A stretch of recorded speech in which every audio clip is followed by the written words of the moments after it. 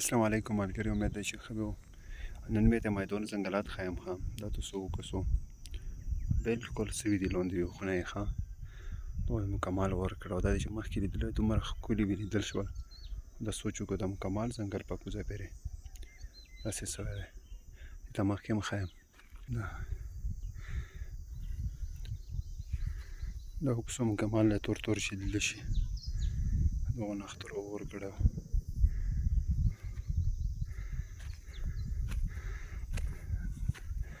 دا علاقه مې مخکې دومره شنه وه خوند مې تېر کړی وی ډېر وخت بعد زه ختم د غره له معجزه هسې راونډ ووهو دا وکړو